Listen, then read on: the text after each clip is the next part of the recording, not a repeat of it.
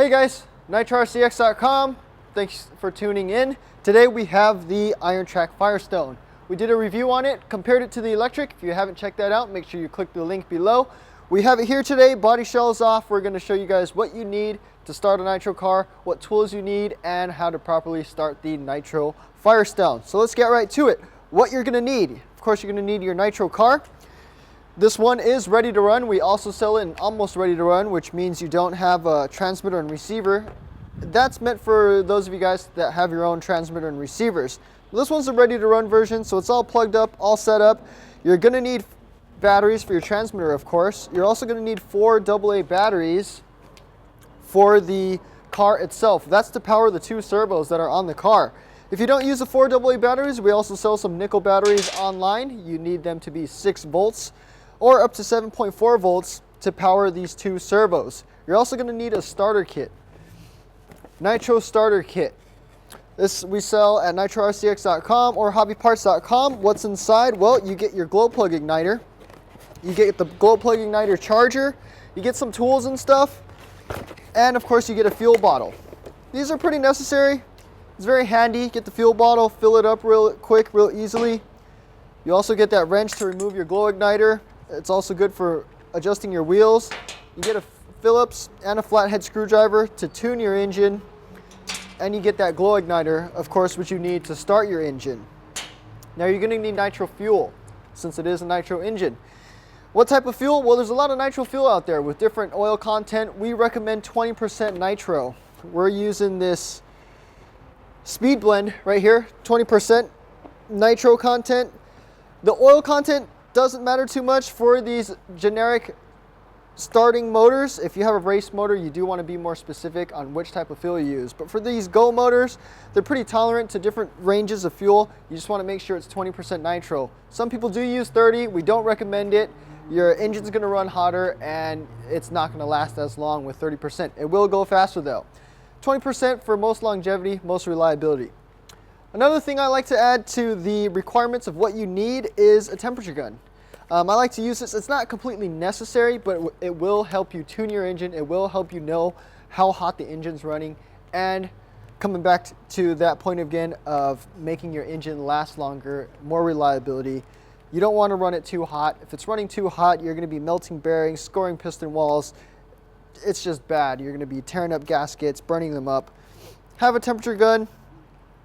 You'll know exactly what you're running at. I'll give you a temperature range when we're tuning. You probably don't want to pass 300. You're boiling it. A good optimum range, race tune, maybe 260, 280 if you're just running normally, maybe 220, 240. First thing you want to do is supply power to your car. 4 AA's, plug it in. That's going to supply power to the receiver up here. It should be pre-bound from the factory. If it's not bound, check out our bind video. Very simple. Turn it on, push a button, but it is bound. So once you get your batteries in there, seal it back up, put your body clips in, turn on your radio, make sure your trims are centered, throttle trim center, steering trim center. I'll just leave the dual rates at 10 for now. I'll fine tune that later. Turn the car on. Check function. All right. My wheels are pretty centered. My throttle. Okay, now what we want to do is check. We checked steering trim. Our wheels are centered. Now we want to check throttle trim. So let's go ahead and yank off the intake filter, air filter. And we're looking at our linkage. This is our throttle servo. Notice how when I gas it, it pulls it out. Notice how when I brake, it compresses. And then we're going to check out the hole. Okay, notice the carburetor gap. Notice how when I brake, it's still moving. Now what I want to do is adjust my throttle trim so that when I brake, I want to adjust my throttle trim so that that carburetor gap just closes. Now you don't want to go too far, because if you go too far, notice the spring gets compressed and you start applying brake. So you want to find that balance. You want to find that point where, watch your throttle linkage, where your carb is perfectly closed with the proper gap and you're not applying brake. So now I'm applying brake, my carb isn't moving, and I still got brake. that's our starting point. Let's go ahead and put fuel into it and start it up and see how the factory tune matches our conditions out here in SoCal in this November day. Fuel out of the bottle, this is how I do it. Some of you guys may like to pour it in, measure it, whatnot. But what I like to do is I like to squeeze the bottle. And squeeze the bottle, I'm gonna get it open like this, stick it in, and suck it out. I'm gonna do that again. I'm gonna squeeze the bottle. I'm gonna stick it in, and I'm gonna get it out. All right. Make sure you cap up your nitro bottle so it doesn't evaporate. Don't store this in the sun, it's gonna go bad. Keep it in a nice cool place, shaded place. Let's go ahead, move on back over to the car. I'm gonna add fuel into the tank.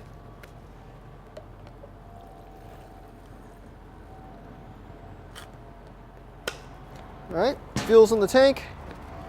We checked our carb earlier, so I'm gonna put this air filter back on.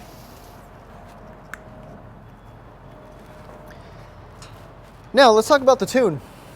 The tune is factory from Iron Track. The factory tune's usually pretty good. It's a good starting point. It's probably going to be running rich, which is good for your first engine startup. You do want to break it in running it rich. Some people recommend letting it idle a couple tanks, this and that. There's many schools of thoughts on breaking in your motor. What I do is I start it up, I run it slow, I don't go full throttle for about a full tank. And after maybe 2 tanks, then I start going full throttle. I don't let it idle for 6 or 10 tanks like some of the guys do out there. Different schools of thought. Do what you're comfortable with. Do your research online. I've been doing that for years and my engines run fine. So I have the fuel in the tank. The tune, we're talking about the tune. Out here in SoCal, it's about 68 degrees right now. It's about 4 p.m. It's a November day.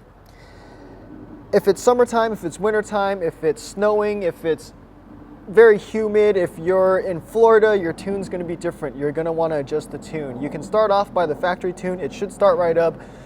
Depending on how much smoke it's throwing, how the engine sounds, if it's bogging, you're going to want to either lean it or richen it. Usually leaning it is the case. So we're going to fire it up with the stock tune. I'm not going to touch any of the adjustments. If it's not starting, then I'm going to go ahead and lean it and see if it starts right up. I have a brand new glow plug in here. If it's not starting, you do always want to check your glow plug. I'll just show you guys, for those of you that have never seen a glow plug, I'll show you guys what it does, what it is. The glow plug is your single ignition in this engine. Notice the coils, nice and thick, nice and silver, nothing's burnt.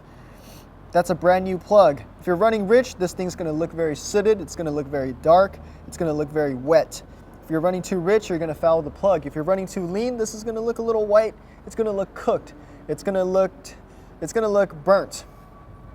That's when you're running lean, you're gonna blow out glow plugs that way also. It's also a good idea to keep a couple of glow plugs on hand because they do go out. That is just how nitro engines run. They use up glow plugs. Let's look at it glowing. This is my fully charged glow igniter. Notice that bright orange. We do want that bright orange. Notice all the coils from the first one down are glowing bright orange. You want to make sure you remember what that looks like. So the next time you pull out your plug, if your engine is not running right, you pull out your plug. You can examine your plug and it can tell you a lot about how your engine's running. If it's running bad, or if your glow igniter or glow plug isn't working at all. So it's looking good. Make sure you have that copper washer on there. If you don't have the washer, the plug's going to stick too far in. Bad. That's bad. So make sure your copper washer's on there.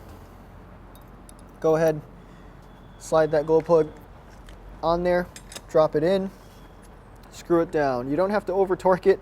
It is an aluminum block. Just give it a nice little snug and you're good to go. Now what I'm going to do is prime the engine.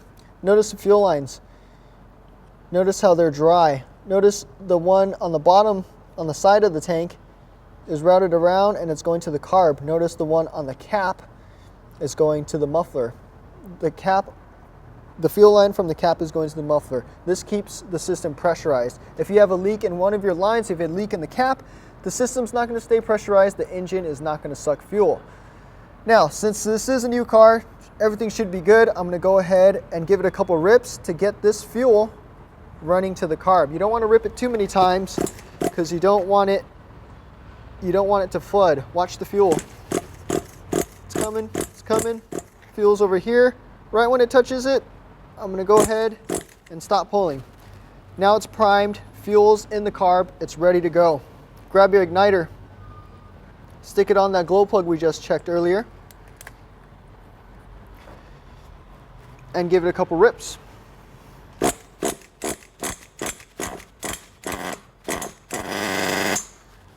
Now you heard it, it's running a little rich. I'm gonna go ahead, once it starts up, I'm gonna give it a little bit of gas.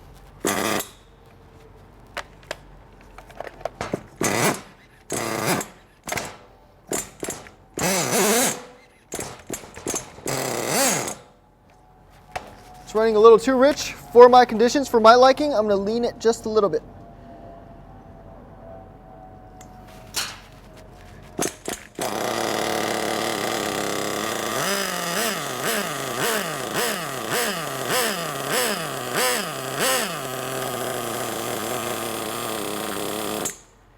All right, notice it's running a little rich, lots of smoke coming out. It is a brand new engine. I do want it to run rich.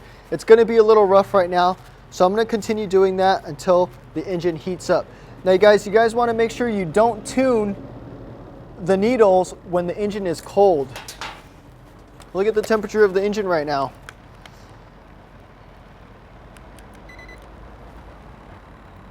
What does that say? I can't see it. Let me see it. The temperature of that engine is about 87, 84 degrees. That's cold. That's a cold engine. This engine isn't warmed up until it's about 200 something degrees. You definitely don't want to tune the engine when it's cold. So let's get this engine warmed up.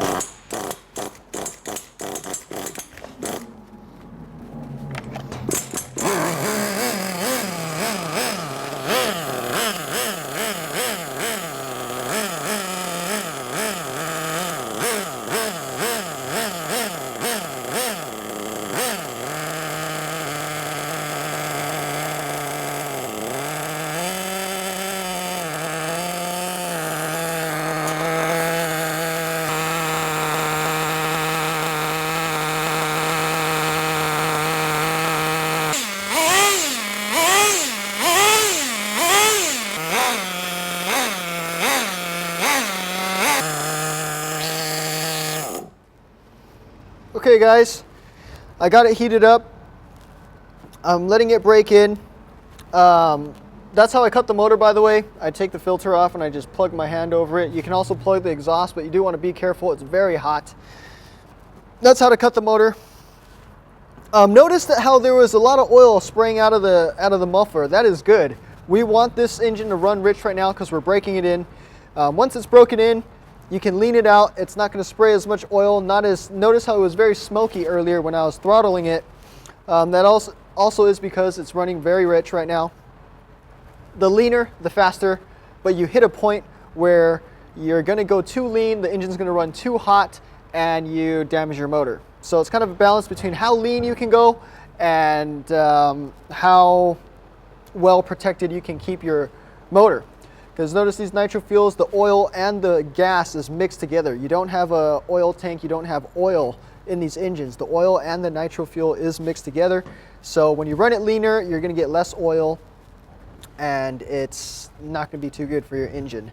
That's where higher oil content comes into play in different nitro fuels, but we'll get into that later. So that was pretty much how we started it. You'll notice that I didn't really adjust this high-speed needle too much. To get it started, it was real cold.